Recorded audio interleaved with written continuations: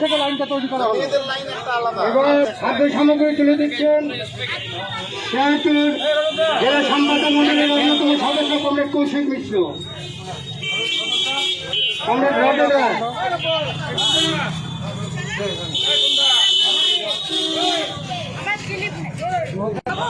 আনন্দ ব্যানার্জি, এবিটিএল নেতা কমরেড আনন্দ ব্যানার্জি এবার দিচ্ছেন খাদ্য সামগ্রী তুলে।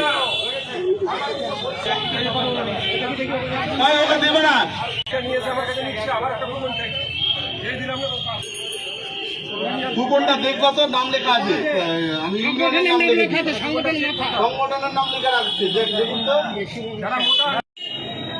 সিআইটিইউ ইংলিশ বাজার শহর লোকাল কমিটির পক্ষ থেকে মালদা শহরে অসংগঠিত শ্রমিকদের লকডাউন পিরিয়ডে দুপুরের আহার দেওয়ার জন্য যে শ্রমজীবী ক্যান্টিন আমরা 1 জুন থেকে শুরু করেছিলাম, জেলা কমিটির সহযোগিতায়, সমস্ত বামপন্থী গণসংগঠনগুলোর সহযোগিতায়, অসংখ্য ব্যক্তিবর্গের যে আর্থিক সহযোগিতার মধ্যে দিয়ে তার আজকে 5ম দিন চলছে।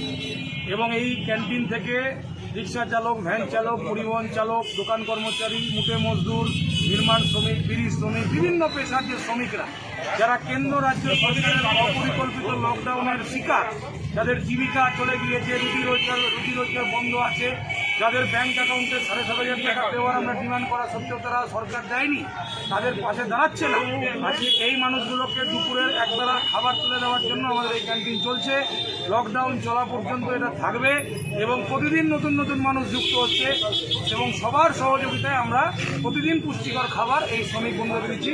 আজকে 5ম দিনে প্রায় 200-র বেশি শ্রমিক বন্ধুদেরকে আমরা সহযোগিতা করতে পারব।